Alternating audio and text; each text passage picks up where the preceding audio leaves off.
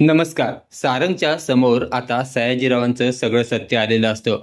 त्यामुळे सारंग आता रागारागात घरी येतो आणि ऐश्वर्याला धक्के मारत घराबाहेर काढतो आणि घराचा दरवाजा लावून घेतो. आता सारंग खूप रडत असतो.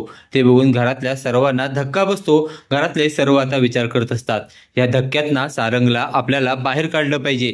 आता सारंगला कसं बाहेर काढायचं? ऋषिकेश पुढे जातो आणि सारंगला जवळ घेतो आणि म्हणतो, रडू नको सारंग, रडू नको, काही नाही होणार, आम्ही आहोत ना.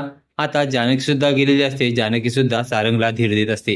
आता रडणाऱ्या सारंगकडे सगळेच जण हैराण होऊन बघत असतात. आता सारंग हे नाटक करत असतो, पण कोणालाही माहिती नसतं.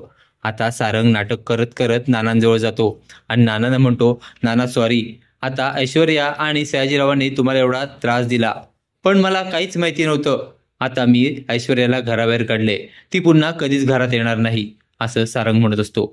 आता नाना काही न बोलता सारंगकडे बघत असतात आणि थोड्या वेळानं सारंग हा आता सुमित्राकडे जातो आणि सुमित्राकडे सारंग माफी मागतो.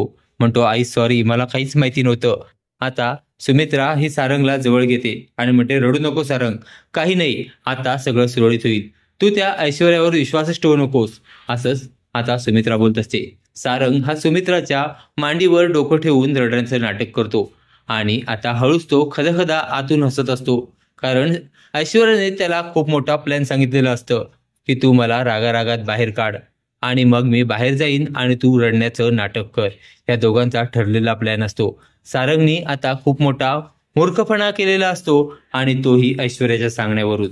पुन्हा एकदा सारंगने खूप मोठा घरातल्यांचा विश्वासघात केलेला असतो. आता इकडे जानकी ही सौमित्रजवळ येते आणि म्हणते, सौमित्र भाऊजी, मी काय म्हणते, आता जे सयाजीराव आतमध्ये गेलेत ना, ते बाहेरच येता कामा नये, त्यांना आतमध्येच राहण्याची आपण सोय करूया, तसे पुरावे आपण सादर करूया आणि त्यांना चांगलीच शिक्षा झाली पाहिजे. आता इकडे जानकी आणि सौमित्र हे दोघेही मिळून चांगलाच पुरावा निर्माण करतात आणि आता सयाजीच्या विरोधात त्यांनी केस फाईल केलेली असते आणि केसला चांगलाच वळण दिलेलं असतं. आता सयाजी हा आतमध्ये असतो. आता ऐश्वर्या ही वेगळाच खेळ खेळत असते. आता कोणालाच माहिती नसतं की नेमकं कुठे काय चालू आहे. आता सयाजी हा आतमध्ये गेलेला आहे, ऐश्वर्या ही घराबाहेर गेलेली आहे आणि जानकी ही आता जिंकलेली आहे.